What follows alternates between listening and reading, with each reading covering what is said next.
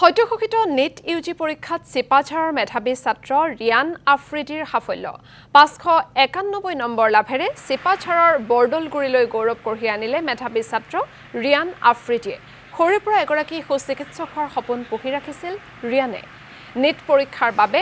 দৈনিক ১২ৰ পৰা ১৪ ঘণ্টাকৈ প্ৰস্তুতি চলাইছিল ৰিয়ানে আজমল ছুপাৰ 40ৰ ছাত্ৰ আছিল ৰিয়ান আফ্ৰিদি আৰু আমাক এই মুহূৰ্তত ছাত্ৰজনৰ মনৰ কথা জনাব মনোজ আলীয়ে নিটৰ পৰীক্ষাৰ ফলাফল কিছু সময় পূৰ্বে ঘোষণা কৰা হৈছে আৰু ইতিমধ্যে চিপাঝাৰৰ এগৰাকী মেধাৱী ছাত্ৰই চিকিৎসা বিজ্ঞানত নামভৰ্তিৰ অধ্যয়নৰ দিশে আগবাঢ়িছে আমি চিনাকি কৰিছোঁ প্ৰতিদিন টাইমৰ দৰ্শকসকল এগৰাকী মেধাৱী ছাত্ৰ প্ৰথমতে তোমাৰ পৰিচয় মোৰ নাম ৰিয়ান আফ্ৰিদিয়ে যোৱাকালি নিটৰ ৰিজাল্টত মোৰ 591 আহিছে তাৰ বাবে মই বহুত আনন্দিত আৰু ইয়াৰ বাবে মই মোৰ মা দেউতা আৰু মোৰ যিমান ওচৰ চুবুৰীয়া মানুহ আছে সকলোকে মই ধন্যবাদ জনালোঁ আৰু সকলোৱে যিহেতু তুমি যোৱাবেলিও তুমি অৱতীৰ্ণ হৈছিলা 620 নম্বৰ লাভ কৰিবলৈ সক্ষম হৈছা এইবেলি ৰিজাল্টটো কেনেকুৱা ধৰণৰ আশা আছে যেনেকুৱা ভাবিছিলোঁ সেনেকুৱাই হৈছে হেৰি হোৱা নাই কেনেধৰণে অধ্যয়ন কৰিছিলা ক'ৰ পৰা হায়াৰ ছেকেণ্ডেৰী তুমি পাছ কৰিছিলা আৰু এই যিটো তোমাৰ পৰীক্ষাৰ যাত্ৰাটো কেনেকুৱা আছিল মই হোজাইৰ মাৰ্কাজৰ পৰা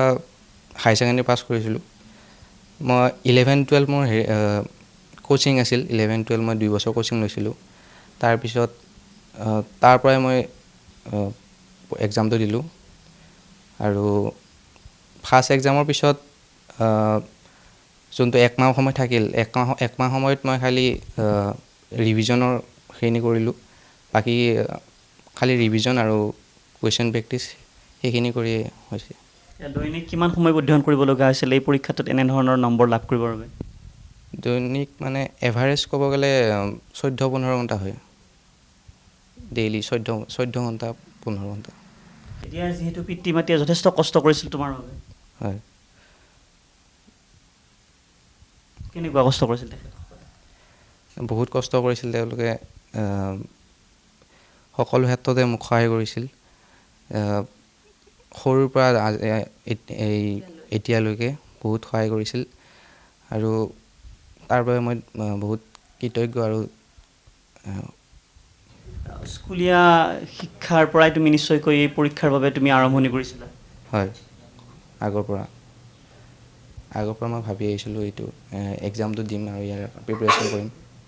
আগৰ পৰা আছিল এনেধৰণে এইগৰাকী ছাত্ৰ যিয়ে আচলতে ইতিমধ্যে চিকিৎসা বিজ্ঞানৰ নামভৰ্তিৰ সুবিধা লাভ কৰিবলৈ সক্ষম হৈছে চিপাঝাৰৰ বৰদলগুৰি গাঁৱৰ এটা বিশেষ পৰিয়ালৰ বাসগৃহত এনেধৰণৰ হয় মনোজ আলী আপোনাক এই মুহূৰ্তত ধন্যবাদ জ্ঞাপন কৰিছোঁ